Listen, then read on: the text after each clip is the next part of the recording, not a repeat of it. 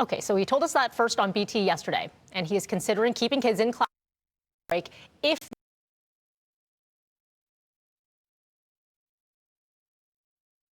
of Ontario Union President Sam Hammond joining me live now. Good morning to you, Sam. Hey, good morning. You watch back that clip, you're hearing reaction from members, and no doubt you're not happy about it.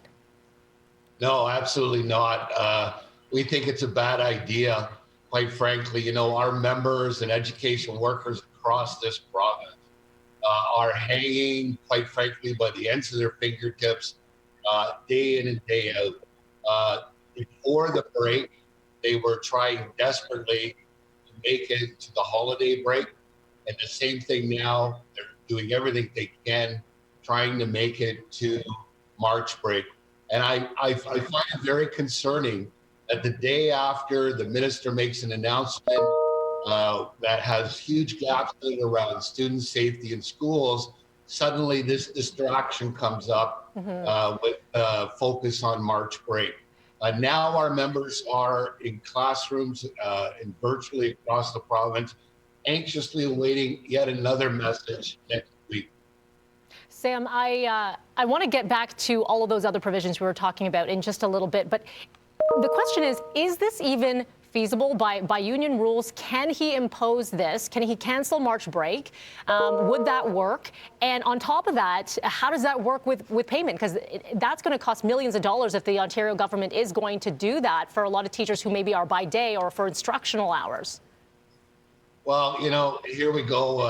And I appreciate your questions, but, you know, purposely the minister's now got you asking me questions about March break rather than safety in schools today.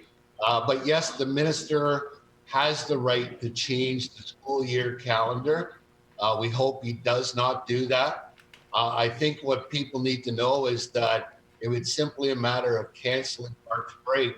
Teachers would not be paid for those 5 days because they're paid for 194 days over the course of the school year. And that does not include the 2 weeks at Christmas break or March break.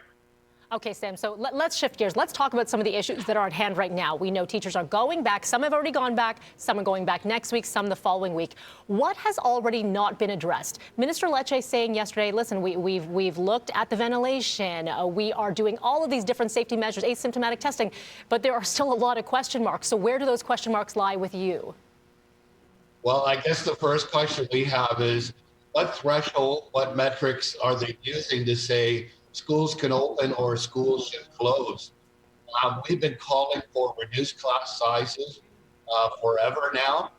He still has not addressed that. He hasn't looked at risk assessment in classrooms. There's still, buses are still at capacity. And quite frankly, everything the minister said Monday and Wednesday of this week is exactly the same thing he was saying in August. He was saying in November, and he's still saying now in February. Sam, what is the number one priority? I mean, teachers are going back, and no doubt there's a lot of there are a lot of nerves around it. If class sizes, obviously that is a big one. We also heard the discussion of, you know, kids are still snacking and eating lunch in close proximity and taking down those masks. Is there anything that can be done right away without looking at funding and protocol that you think should be implemented now? Yeah, reduce class sizes so that you can increase physical distancing to a minimum of 2 meters.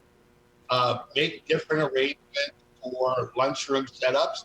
You know, when the minister was asked about that on Wednesday, he pointed the finger at teachers saying, teachers are the problem because they're congregating in lunchrooms en masse and causing a problem with the spread of the virus. That's just absolutely absurd. Yeah, no doubt frustrating, and you can hear that in your voice too, Sam. We're going to check back in with you and see how the first week goes back for a lot of students next week and then the following week as well in these hot spots. And let's hope for more safety protocol. I mean, that's the hope right now, and we'll hope to push for that with Minister Lecce as well further. Thank you so much. Oh, thank you. Take care of yourself. 7:10 is your time right now. Devo Brown, what's going on?